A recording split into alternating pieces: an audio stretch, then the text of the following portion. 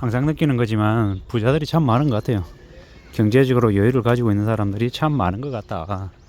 그 경제적으로 여유가 많아서 뭐 이래저래 풍족하게 사는 이들이 차고 넘치는 것 같습니다.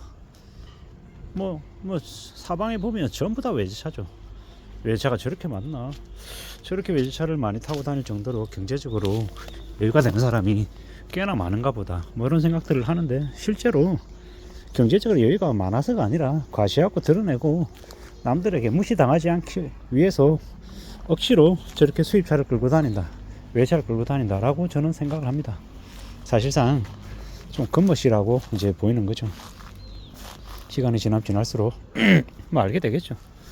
뭐가 좀 더 영리하고 뭐가 현명하고 어떤 모습이 어리석은지는 시간이 지나면 알게 될 것 같습니다. 뭐 비싼 외차 끌고 다니고 뭐 거기에 자신의 돈을 대거 이렇게 쏟아 놓는 걸 당연하게 생각하는 사람은 그냥 그에 걸맞게 사는 거고, 그게 필요 없다, 좀 과소비다, 의미가 없다라고 생각하는 사람들은 또 그와 다르게 또 살아가는 거고, 각자 자신의 생각에 맞춰서 살아가는 것 같습니다. 뭐 각자 뭐 남에게 큰 피해를 주지만 않는다면은 이렇게 살든 저렇게 살든 뭐 각자 자기 처지에 맞게끔 알아서 살아가는 거죠. 다만 이제 그런 얘기를 하고 싶은 거죠.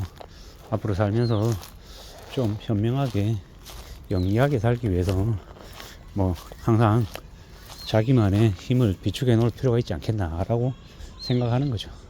자본주의 사회에서 그 자기만의 힘은 결국 돈인 거고요. 경제력이죠. 경제적으로 여유가 있으면 뭐 그래도 이런 사람 저런 사람 그거는 누구에게도 뭐 도움이 되는 거고, 뭐 그렇더라고요. 사회생활 하면서 밥 사는 사람이 대장이죠. 밥 사주고 술 사주고 커피 사주는 사람이 뭐 대장입니다. 뭐 남들에게 뭔가 이렇게 그럴싸하게 얘기하려면 뭔가를 대접을 해야 사람들이 몰리고 또 사람들이 관심을 내 보이는 거죠. 그게 현실인 겁니다. 그게 당연한 거죠. 그걸 이상하다라고 생각할 것도 없는 거고, 뭐 그게 힘인가 봅니다. 밥 먹여주는 사람한테 고개 숙이는 게 당연한 거죠. 직장 다니면서 직장에 시키는 대로 하는 건 직장에서 월급 주니까 그러는 거죠. 이 사람이라고 하는 이들이 뭐 좀 가스라이팅하고 말도 안 되는 짓거리 해도 그가 내 생계를 이렇게 뒤흔들 수 있는 힘을 가지고 있기 때문에 그에게 고개를 숙이는 거죠. 그런 것 같습니다. 근데 이제 앞으로 우리가 살아가면서 특히나 직장인들 같은 경우에는 착각하는 게, 직장이 자신의 이제 힘인 것처럼 착각하지만 회사라고 하는 것이 잠시 빌려준 거죠. 직책이든 권한이든 역할이든 말이죠. 뭐 이제 직장에서 나오고 나면 그냥 아저씨 되는 거죠. 근데 이제 그걸 잘 모르고 직장 현직에 있을 때 자기가 모든 걸 다 가지고 있고 아주 대단한 것처럼 착각하는 이들이 아주 가끔 있습니다. 그러다가 나중에 나오고 나면 그 다음이 없어서 이제 힘들어하고 난감해하는 거죠. 직장에 있을 때 그래도 후배들한테 잘하고 좀 마음 단단히 성실하게 착실하게 살면 아니 그래도 같이 나누기도 하고 또 나중에 보면 반갑기라도 하지만 뭐 그런 최소한의 정도 없으면요 나가면 땡이죠. 쳐다도 안 보고 연락도 안 하고 뭐 오라 그런다고 가지도 않고요.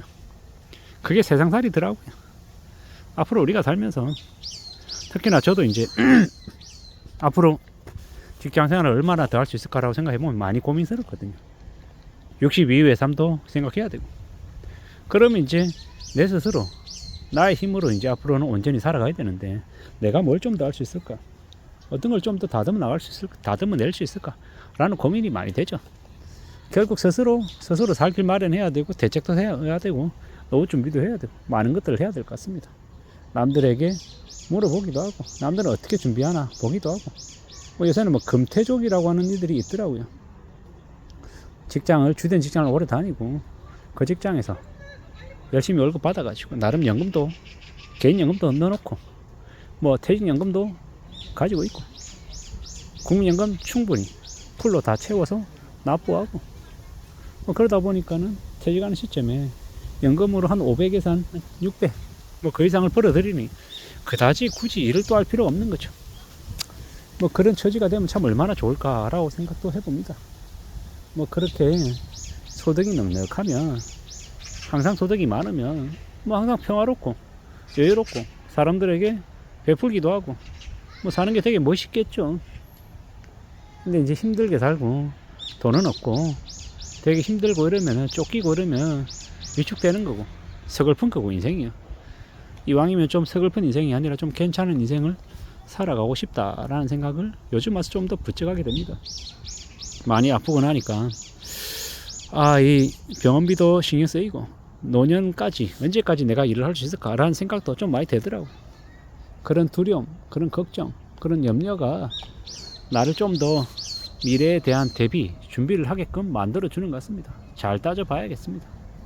참 뭐가 됐건 간에 좀 잘 추스리면서 좀 조심하며 살아야 되는데 뭘 좀 더 조심해야 될까? 사람 조심이죠. 그리고 서두르려고 하는 이 조급한 이 마음도 조심해야 되고 천천히 차근차근 축적해 나가는 그런 모습들을 갖춰가야 됐다라고 생각하며 살고 있습니다. 그게 더욱더 필요하지 않겠나라는 겁니다.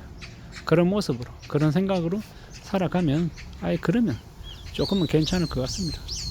좀 속도를 좀 늦춰야죠. 좀 추스려야 되고 너무 조급해하지 않아야 될 것 같습니다. 그래야 삶이 다듬어지지 않을까라고 생각합니다. 누가 뭐라 해도 천천히 진도 나가야죠. 차근차근 오래오래 내다보고 멀리 가야 될 것 같습니다. 그래야 되겠다라고 지금을 생각하고 마음먹고 있는 중입니다. 좀 더 오랫동안 안전하게 잘 가고 싶은 게 지금 저의 바람입니다.